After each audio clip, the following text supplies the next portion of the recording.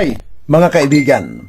First of all, ngayong araw ng May 1, 2024, pinilit ko na maka one-on-one at makausap personal si dating Chief of Staff Armed Forces of the Philippines, Dionisio Santiago.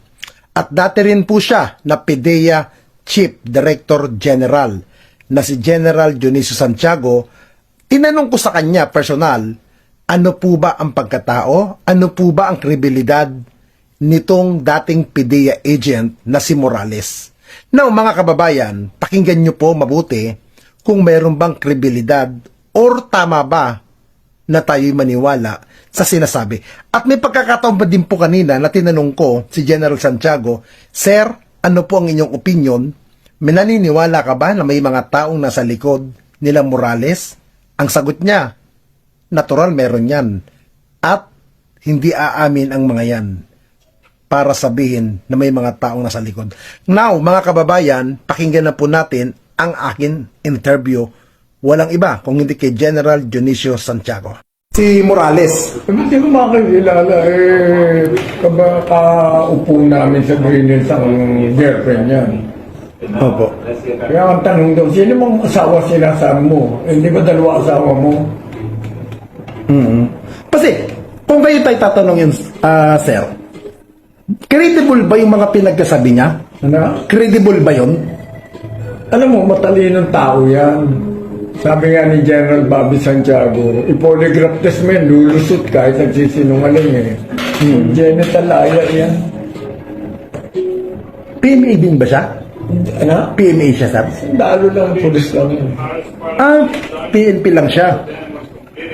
Pero kung kayo, sir, tatanungin sa inyong, siyempre, kada paano, kilala niyo naman yung background niya, meron kayang taong nasa likod niya?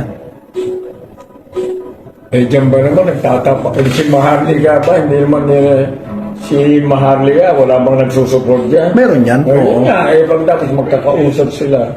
Hindi siyempre, aminin ba nila sila nagpo-provide ng Narabi, hindi sila magkakilala, naniniwala ka. Hindi, sir. Siyempre. Pala eh. Hindi. Pero kung kayo, sir, tatanungin niyo, sir,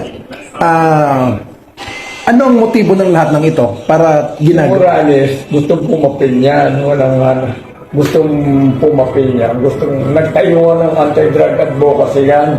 Di ba tinira ko niyan? Okay. Tinira ko niyan pagkatapos nung wala na ako, si Gutierrez naman binanata niya. Sabi niya, magaling daw ako kaysa kay Gutierrez. Buti pa raw ako. Tapos nagtayo ng foundation, ako ginawang poster board, hindi ako umaten. Opo. Yan ang maloko yan. User. Di ang dating sa inyo, walang credible. Eh, tanong, wala. Walang credible. Eh, hindi ba nagka-dismiss ng time namin yan? Yes, sir. Kami kasi yung dismiss yan ang kwan na, ito ang kwan mo. Kinuha siya sa Supreme Court. Opo. Dismiss siya. Nagka-dismiss ng PDEA, in-appeal sa Court of Appeals, in-appeal sa Supreme Court. Ganyan siya. Opo. Perpetually disqualified from government service yan. Ibig mo sabihin, tanga yung mga justices. Siyempre, hindi. At tinanggal siya. Opo. Ba't naman kasimple yun? Pero pinapalabas mo, sino nga, alam yung mga justices. Ikaw ang tama. Opo. Pero sir, kanina nga nasabi ko nga, meron kayong dikit siya sa dating administrasyon kasi dating administrasyon gusto siya pabagsakin eh. Ano? Dating administrasyon, gusto pabagsakin ng dating administrasyon ng kasalukuyang administration eh. Bago ko. Dikit ba siya sa dating administration, sir? Hindi ko alam. Hindi ko nakikialam sa kanya. Wala. Mula nung mawala ako sa gobyerno, wala na ako, hindi na ako nakialam. Okay. Oh, saan nakikita ko, tahimik na nga lang kayo, sir eh. Kaya anong gagawin ko? Ba't ako mag-iingay? Anong mapala ako? Yes, sir. Pero sir, Kung anong gusto lang gawin, problema nila yun. Bagat ako, position ko, nailip ng tao yan. respeto. Eh, kung gusto nyo palitan, na mag-eleksyon ulit kayo. Pero sa tingin niyo, sir, magtatagumpay ba yung mga nag-a-attempt na papabagsakin ng administrasyon ni Pangulong Marcos? Depende sa presidente yan. Siyempre, depende kung ano mo. Kaya nga humahanap sila ng issue pa ulit-ulit. Kailangan magaling din ang mga dumidepensa sa presidente. Mm. Eh kung yung magdidepensa sa'yo, mapapahama ka lalo, may problema ka. Opo. Diba? Yes, sir. Ano kasimple? So, ayun na nga po, napakinggan na natin galing mismo sa dating tauhan ni FPRRD na ito pong Jonathan Morales na ito ay papansin. Meron po itong pangarap. At nako, hindi na ako magulat kung sa mga susunod na panahon, susunod na mga eleksyon, ay makikita na natin ang pangalan nito sa balota at ito ay kumakandidato sa isang posisyon na suntok sa buwan. Mukha pong itong taong ito ay talaga pong magaling. Magaling po talaga. Yun ang detalye o liwanag dito ni Dionisio Santiago na ito daw pong taong ito ay kahit nga daw po isa lang sa lie detector test ay makakapasa dahil nga po sa galing po magsinungaling. Kaya nung nandoon po siya sa Senado ay kitang-kita natin at halatang-halata natin na napakagaling po nitong magtagni-tagni ng kwento. Napakagaling po nitong gumawa ng mga eksena na siya lamang ang direktor at siya lamang ang aktor. Di ba? Napakagaling po nitong gumawa ng kung paano niya ise-segue o iwe-way etong nangyayaring investigasyon sa Senado.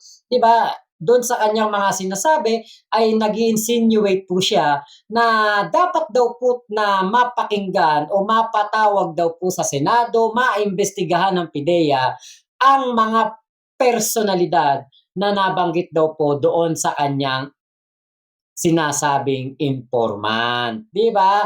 So, ito po nga sinasabi nitong si Tukmol ay gusto po niyang maimbestigahan ang ating Pangulo. Dahil kung yun daw pong mga normal na tao, mga regular Filipinos, nagagawa daw pong imbestigahan, nagagawa daw pong ipatawag, bakit daw po ang ngayon ay presidente na si Bongbong Marcos ay bakit hindi daw po maimbestigahan? 'Di ba? So, ang kanyang sinasabi, ang kanyang kumbaga puso't damdamin, kunwari, ay tumutuon doon sa sinasabing PIDEA leaks. Para daw po makagawa ng mga batas, para daw po hindi na magkaroon ng leakage sa mga data ng PIDEA. Pero, alam natin na hindi po galing sa PIDEA ang papeles na yan. Hindi po matatawag na leakage ang isang papel na mukhang pamunas lamang ng puwet ni Maharlika. Dahil ito nga po ay walang pagkakakilanlan. Si Bato de la Rosa ay isa pong dating PNP chief at ngayon po ay senador, pero dahil lamang po sa punch hole ay naniniwala siya na hindi daw po ito peke at ito daw po ay tunay na galing sa PIDEA. So ang dati pong PNP chief ay naging fake documents expert na din. So naging eksperto na siya, mukhang nagpakadulubhasa itong si Bato de la Rosa para po ma-distinguish niya ang peking papeles sa original na papeles. At kahit po wala po itong control number, ay pinapaniwalaan na ni Bato de la Rosa na ito daw po ay legit. So, kayo na po ang bahalang humusga dyan kay Bato de la Rosa kung gaano po siya kagaling or gaano kapalpak na senador. Diba kasi napaka-babaw po ng kanyang pagkakakilanlan sa peke at sa hindi peke. Alam niya na basta public documents, basta po galing po sa gobyerno na mga papeles, kailangan po iyan ay may control number, merong OR number, merong pong mga order number, basta napakarami po niyang number. Meron po dapat yan number, serialized. Pero etong sinasabi ni Bato de la Rosa na legit daw po na papeles, ay tingin daw po niya ay original from PIDEA kahit po wala itong pagkakakilanlan. So, talagang kitang-kita po dito na nagagamit po ang Senado sa mga pagtatanggol sa mga kalaban ng bayan, sa kalaban po ng pamahalaan. Diba? Kasi ito, Katulad niyan, itong Jonathan Morales na 'to, nagpanggap na kunwari ang kagustuhan niya ay ang hindi na po paglabas muli ng data leakage. Pero, yung pong hawak niyang papeles wala pong naka-save na kopya doon sa database. Wala rin po sa mga binders. Wala rin po siyang maipakita na control number para once na hanapin po ang kopya nito doon ay madali pong hanapin. Wala po siyang maipakita. At yun pong sinasabi po niyang informant, ni hindi man lang po niya sinabi kung sino. Hindi niya sinabi na isasama niya doon sa Senate hearing para iharap dito sa kanyang mga inaakusahan na mga tao. 'Di ba? Paano kunwari kung talagang umattend diyan si Maricel Soriano, 'di ba? Iharap niya rin yung sinasabi niyang informant. Dahil hindi na rin po tayo nakakasigurado kung eto nga ba talagang informant na ito ay gawa-gawa lamang nitong si Tamulmol or puwedeng ito'y baka sakaling, naiinggit lamang dito sa aktres na si Maricel Soriano at sa nooy senador na si Bongbong Marcos. 'Di ba puwedeng itong taong ito gumawa ng istorya, sinabi na, "Ay naku nakita ko doon dahil nga sa dala ng inggit." 'Di ba, ang inggit po na tao, ang inggitero po kayang-kaya niyang magtagni-tagni ng mga kuwento. Kayang-kaya niyang gumawa ng isang telenovela gawa ng kainggitan, gawa ng pagiging inggitero o inggitera. Kaya po ako naniniwala na ito po ay maaari po na kathang-isip lamang ng grupo ni Jonathan Morales, yung informant, puwedeng kathang-isip, puwede ring totoo, pero inggit lang kay Maricel Soriano that time at gusto lamang na manira ng tao. Kasi madali namang sabihin, "Uy, nakita ko si Maricel Soriano nagdodroga. Uy, nakita ko si Bongbong Marcos nagdodroga." Kaya lang po, walang mapatunayan. So kung ang Senado po ay makikinig sa mga ganito pong klase ng tao na dismiss from PNP at nakapasok ng PIDEA kahit dismiss sa PNP, hindi malaman kung ano ang dahilan at bakit napasok po ito ng PIDEA, at na-dismiss din po sa PIDEA, tinanggal po sa PIDEA. Korte Suprema daw po ang nagdesisyon. Tanggal ito sa PIDEA.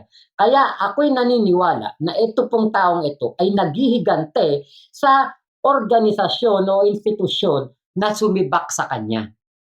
Maaaring ito pong taong ito ay merong pinaghihigantihan doon sa loob ng PIDEA dahil nga po napariwara siya, nasira ang buhay at ngayon po ay nagpapanggap pa na anti-drug advocate. Aba, teka, anti-drug advocate tapos merong kasong extortion? Kahit na sabihin mong na-dismiss ang kaso mong extortion, ang punto dito, ikaw ay naakusahan na nangingikil, nananakot, or nanggigipit at kailangang magbayad ng mga ginigipit mo, ng mga tinatakot mo, ng pera para hindi ma-identify sa'yo as drug personality. Aba, kahit po na-dismiss yan, ay nako, isa pong mabigat na kaso yan at hindi na po dapat pinagkakatiwalaan yung ganiyang tao. Dahil marami naman din po sa ating mga nangyayari dito sa ating komunidad na yung pong mga tao na nagdemanda, meron silang witness. Ngayon yung witness, binabayaran ng mga inaakusahan para hindi na po ito umattend sa hearing or ito po ay bumaliktad at bawiin ang kanyang mga salaysay at labanan ang nag-aakusa.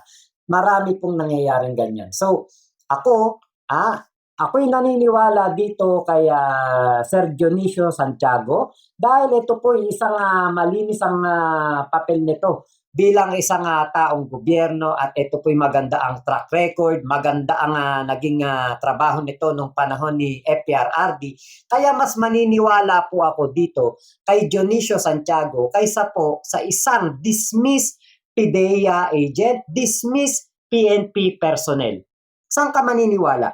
Doon sa general na ginawa pang tauhan ni Digong or dito sa tao na ito na ilang beses pong natanggal at hindi na po pwedeng magtrabaho sa gobyerno dahil sa pagiging bugok at sa pagiging mapaggawa ng mga katarantaduhan. So, yun lamang po. Kayo na po bahalang humusga dyan sa taong yan. Pag nakita nyo pangalan yan sa balota, huwag nyo iboto dahil hindi po tayo bumoboto dapat ng isang masamang tao at mapagpanggap at nagpapasikat lamang.